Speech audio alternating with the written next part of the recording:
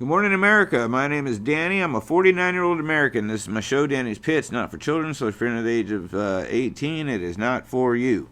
If I could please get you to hit like, subscribe, and share if you like the pit. It really help out the channel. It makes you eligible for the giveaways and the perks. And if you watch me on TikTok, if you could come over to YouTube and just sub up there. You don't have to watch it on there. Just sub up on there. It would really help out the channel too. I don't always post everything on TikTok, so YouTube you get the whole show and the perks, and so I would ask you to please do that. Topic of today's pit, FAFO. That's one of my new favorite expressions of this era of new words all over the place. Either that, or it's an old word and I haven't, or it's an old expression and I haven't heard of it. It's F around, F out is basically. FAFO, I love it. Anyway, FAFO, Papa Bear. Okay, everybody always talks about Mama Bear. Mama Bear, look out, Mama Bear. Here comes the soccer moms are Mama Bears. There be a Mama Bear. Don't mess with my kids, I'm a Mama Bear. There's a story a couple weeks ago, not funny at all. This 18-year-old, just sick, 18-year-old Raymond Frolander was beaten literally half to death by the 35-year-old father of the son. He's the father of the son that this guy was in the bedroom SAing and R'ing this kid. Father heard some noise, went to the bedroom, saw the guy basically R'ing his son, and he beat him into a bloody pulp. There's pictures. I was gonna put them up, but YouTube's so and I'm glad that they are, but they err on the side of caution when it comes to this child-related stories. So I'm not gonna put a picture up, but I really would want to, and I would encourage you to look this up and just to see it. I mean, it's funnier than hell. He's just the 18-year-old perpetrator, we'll call him, and he's just lumped up. I mean, he looked like he got hit by a damn car. Apparently, the father was going to kill him. He said the only time he stopped beating on this guy was when he went to the kitchen to get a butcher knife.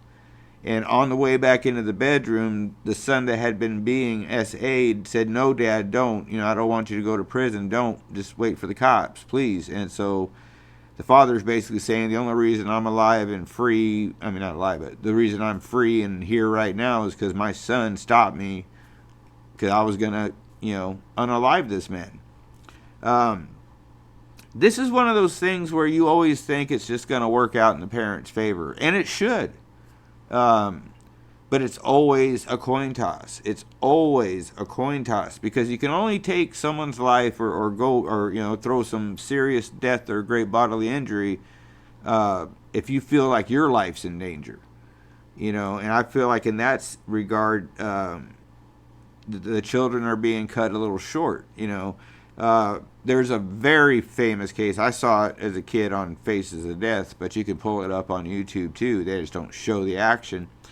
They were extraditing a prisoner for raping a 10-year-old boy through this airport. And over on the payphone, this guy's on the phone. He looks shady. And as soon as the perpetrator walks by, he drops a phone, puts, I think, like 2 in the guy's head, and then just drops the gun and puts his arms up. And the police don't even rush him hard. They don't slam him to the ground. They just kind of secure his hands to the wall, with theirs. And they, and that guy... in that case, he got exonerated, I think they said, in like 12 minutes. The jury went back 12 minutes later, no problem. But then there was a case a few years after that I remember where a guy had snuck through a window and killed a little girl, and the mom went and tracked him down and killed him, and she ended up getting, I think, about 7 years for, first-degree manslaughter or something like that. They didn't give her first-degree murder. They cut her a little bit of a break, but she didn't walk. So what I'm basically saying is, you should, I don't have kids, I always say that, and I guess by now I should stop because you guys probably know. But you should always do whatever possible to protect your children at any cost, even if it means going to prison. I don't have kids, but there's kids in my life that I would go back for if someone hurt. And the thing is, you would think that 10 times out of 10 the judge or the jury is going to rule in favor of the parent. It doesn't always work that way, and that's the problem. It doesn't always work that way. In a situation like this, how can you judge, even if you're on the jury, how could you judge that man for what he felt when he heard those noises, opened that door, and saw what was going on in that room? And then proceeded, like I said, to beat the half the life out of this guy. So, drop me some comments. Let me know what you think. Should parents have a free pass on things like this, or should they be treated like it's any other kind of crime, or just let me know what you think, and I'll wrap the pit up on that. I got an appointment I got to get to. So anyway, stay vigilant, America. Keep looking forward, but once in a while look behind you and look for the stories that aren't always on the mainstream news. There's some interesting stuff out there. And with that being said, God bless you. God bless these beautiful and wonderful United States of America. We're lucky as hell to be living in. Call someone you love. Go give someone you love a hug. Tomorrow's not promised.